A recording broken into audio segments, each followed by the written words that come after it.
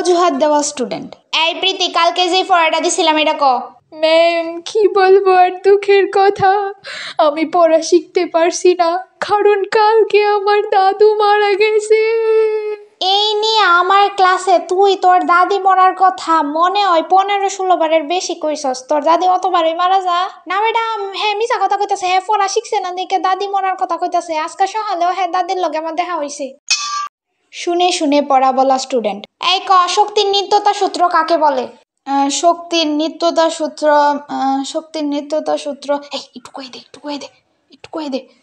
শক্তির নিত্যতা সূত্র, শক্তি কখনো সৃষ্টি হয় না। হ্যাঁ, শক্তি কখনো সৃষ্টি হয় না। পরে জানি কি হ্যাঁ মনে পড়তেছে না দি।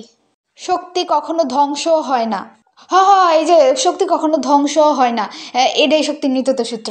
বান্দরামি করা স্টুডেন্ট। তুই ক, গতি শক্তি কাকে বলে? ম্যাডাম মানে পুরাটা পারি না, লাস্টের এনে পারি, লাস্টের এনে ওই কই। ক, লাস্টের নিয়েই ক।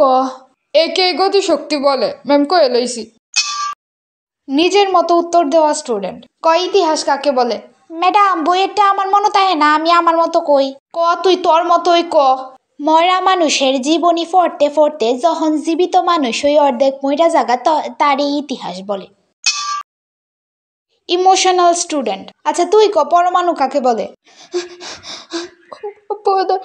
পদার্থের সবচেয়ে ক্ষুদ্রতম কণাকে